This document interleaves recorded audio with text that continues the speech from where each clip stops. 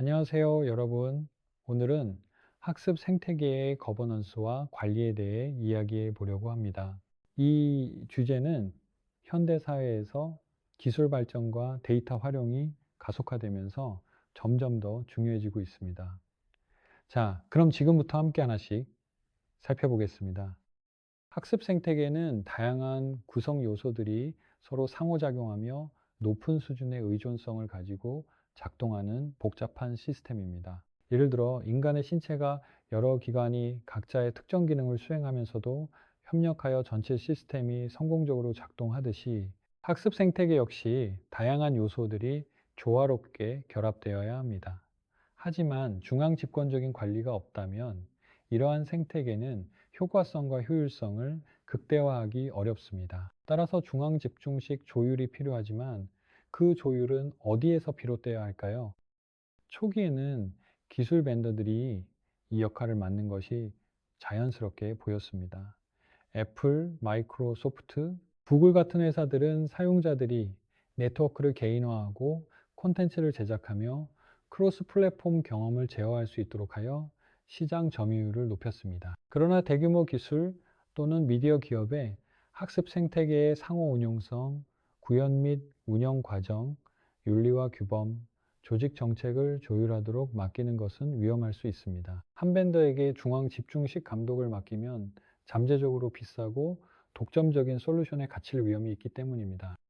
따라서 학습 생태계의 관리에서 중요한 많은 요소는 기술, 미디어, 데이터 또는 전달 방식 이상의 문제입니다. 예를 들어 조직이 학습자의 데이터를 어떻게 사용할 것인지, 인재 개발 시스템과 인사 기능이 얼마나 밀접하게 연결돼야 하는지, 이해관계자의 상충되는 요구를 어떻게 조율할 것인지는 모두 주요 관리 문제입니다.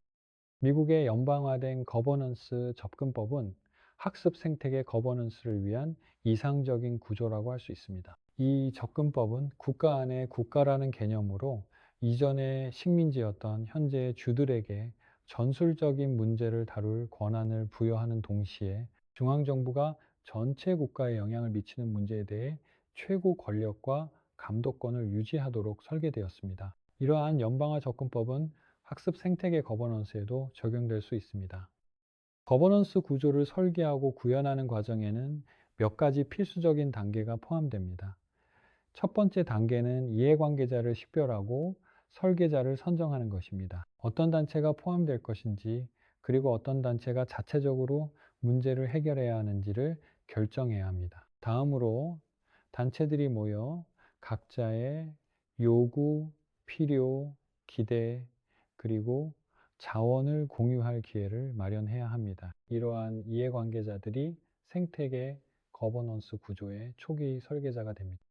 설계자는 개별 요구와 우려를 다룰 수 있는 로컬 사고와 기업 관점을 이해할 수 있는 글로벌 사고를 가진 멤버를 포함해야 합니다. 양쪽을 모두 할 수 있는 사람을 찾는 것은 항상 가능하지 않으므로 선택된 멤버들 간의 균형을 맞추는 것이 중요합니다. 결과는 개별적인 이해관계의 조합이 아니라 가장 넓은 범위의 요구와 바람을 다룰 수 있는 포괄적인 전략을 반영해야 합니다.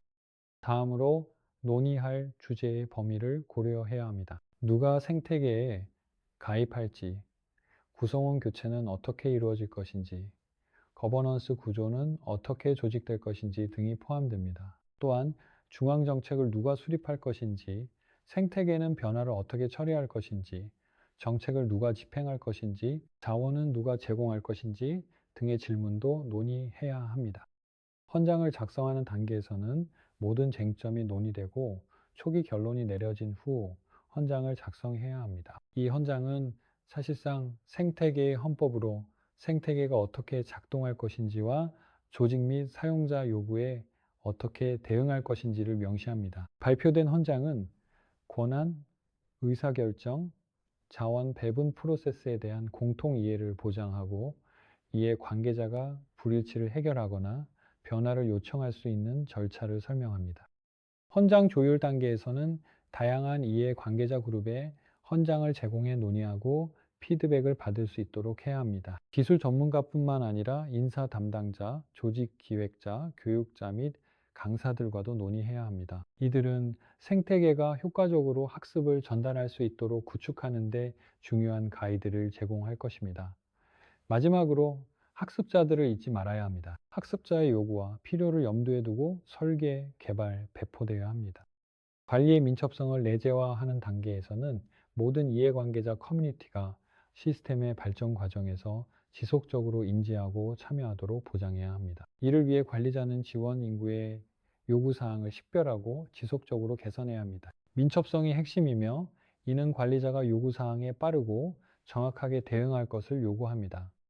마지막으로 불만 해결 단계에서는 협력이 목표라 할지라도 의견 충돌은 불가피합니다. 이러한 상황을 대비하여 관리자와 이해관계자가 의견이 충돌하는 경우를 해결할 조직 내 항소법원 역할을 하는 시스템이 필요합니다. 또한 생태계와 모든 이해관계자가 조직의 필요를 충족하기 위해 함께 나아가고 있는지 확인하는 전략적 감독 수준이 있어야 합니다. 요약하자면 학습 생태계의 거버넌스는 단순히 기술이나 데이터를 관리하는 것을 넘어서 조직의 모든 구성원과 이해관계자들의 요구를 통합하고 조율하는 복잡한 과정입니다. 이를 통해 학습 생태계는 더욱 유연하고 혁신적이며 학습자 중심의 환경을 제공할 수 있습니다. 궁극적으로 이러한 거버넌스 구조는 학습 생태계가 지속적으로 진화하고 발전할 수 있도록 돕는 중요한 틀이 될 것입니다. 오늘 강의는 여기까지입니다. 감사합니다.